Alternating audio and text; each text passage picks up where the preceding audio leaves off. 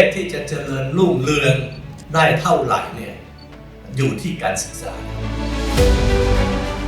I have 3 children of my own, and I used to be a parent that when my son, my eldest son, he asks many questions, and I would tell him right away, right or wrong.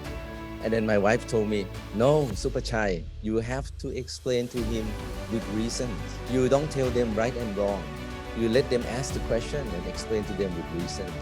So I think there are roles and responsibilities of teachers and also roles and responsibilities of the parents. And there are do and don'ts of how we treat the younger generation. I have to say that I'm very lucky. I still recall my parents, including senior chairman. When I was young, he taught me, he said that if you spend your time just enjoying and entertaining yourself, this day will pass. It will just become a dream or just a memory. But if you spend your time today growing a tree, when tomorrow comes, you actually have a tree growing and will yield fruits in the future. So you could call this, how can you use time valuably? Or you can call this a growth mindset. At the same time, the teaching of my mother, she is saying that, Superchai, nothing is more important than you be able to stand on oneself. You do not think that one day you will inherit anything. You should not think and limit yourself to whatever other people told you. So that teaching is still echo in my mind, and be able to pass on to my younger son, my eldest son, and also my children, that you will never join CP group. If you want to do business, do your own business. If you want to pursue social work, go into the education system, go there. Because then they will be able to really pursue their dream and interest. And that is the starting point of a lifetime learning. If they pursue the learning, if the students and the children pursue the learning by their interest, they would be able to create confidence and contribute to their peers and create self-confidence, which is very important. If you want to grow or develop your children or destroy them, you want to destroy a student, very easy to do 2 things. Don't give them love and security. Don't give them the confidence. You can ruin them for the whole life. But if you want to develop your children, you do the opposite.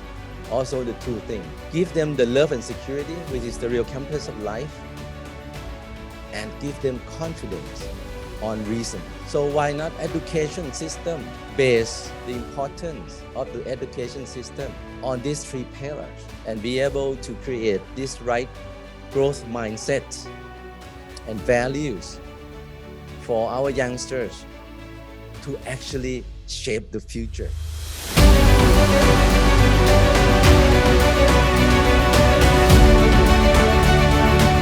What we need to learn in today's world. Again, knowledge is always going to be important, but we need to shift from, just disciplinary knowledge to also look at students' capacity to think across the boundaries of disciplines, to understand the idea of disciplines, and to be useful in the practical application. Once again, the world no longer rewards you just for what you know, but also what you can do. The skills dimension is becoming increasingly important. It's about cognitive skills. It's also about social and emotional skills. Once again, curiosity, courage, leadership, empathy. Very, very important dimensions that we need to increasingly think about. Technology can make your learning so much more personal, granular. While you study mathematics on a computer, the computer can figure out how you learn and then, adapt learning in very personal ways. Amazing possibilities we didn't know before. Actually, even the existed social acceptance for technology in schools is very poor.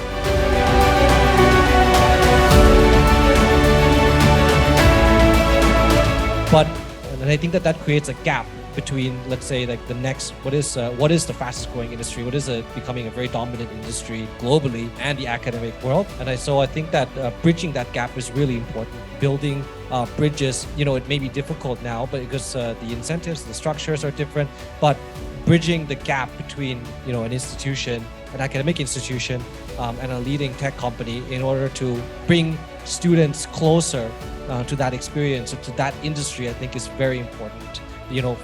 for us, we hire, of course, we hire 50, 60 people, per every 6 to 8 months. And I can tell you that we categorically generally require a minimum of 3 years after school experience, because we found that receiving fresh grads, no matter from which, because we have over 35 nationalities, no matter from which country, we found that is very difficult and there's a large gap of training needed, which as a smaller company, we just don't have the resources to do.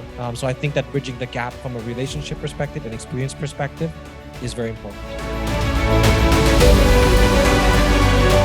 Truly think school is the place that empowers you, gives you the power, gives you the confidence. And whenever you need power and confidence, you go back to the campus. A lot, I started my company when I know nothing about management. I was 19 years old at USC undergrad, trying to do a startup from the school incubator. And suddenly, after 3 years, the company actually grew more than 300 employees. And we have 20 departments across 9 different countries. So how I can manage the team? And there are a lot of inside frictions between departments. And pressures from investors, pressures from the board, pressure from your competitor. You can never manage that well. And every time, mentor is definitely important, but school is the place that offers you the theory that explains everything. You might have the chance, you might be super lucky to manage your team well, but on the background, you probably know every single knowledge behind it. So every time when I go back to the campus, go back to the classroom, I learn some theory, and suddenly I realize, because of this, I can manage the team well. Because of this, I know how to differentiate with my competitors. And because of this, I can regain my confidence and power in the industry.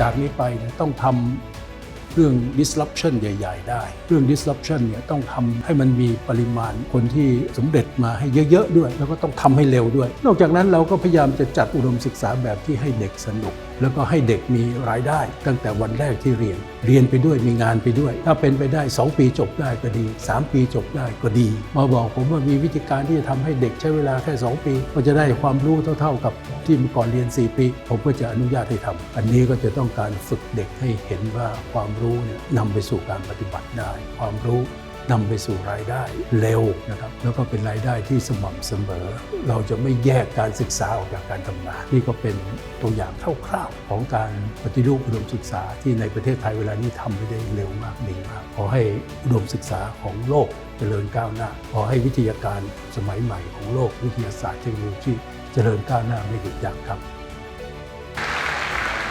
Education holds the key to so many of the major challenges we face. Want to reduce poverty? Education. Want to reduce crime? Education.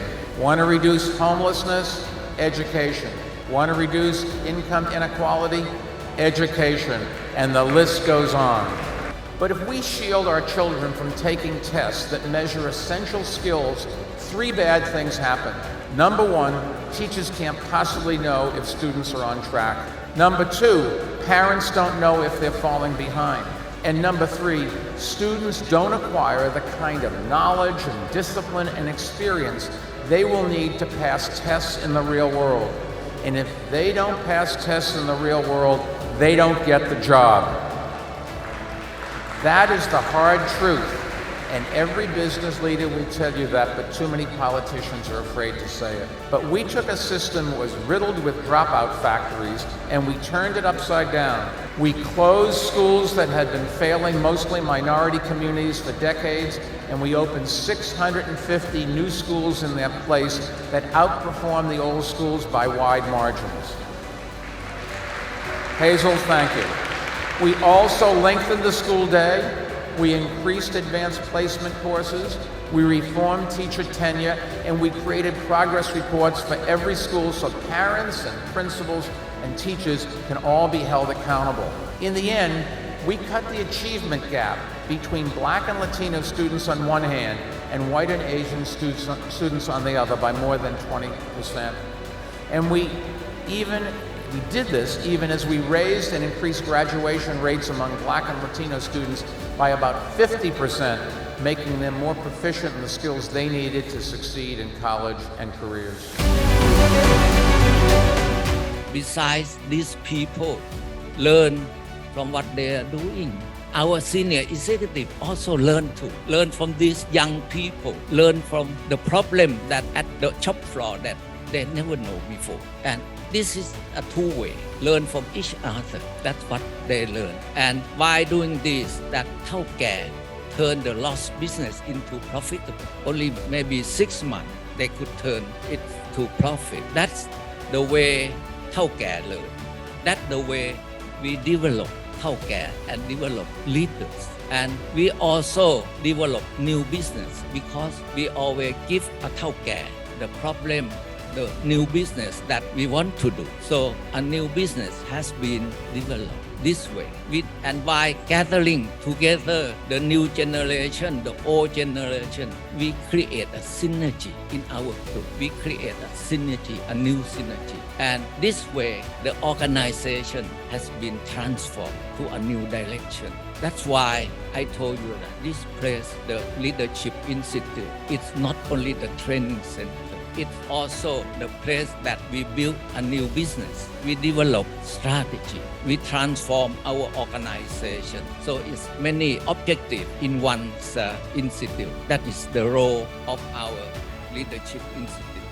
That is for CP Group.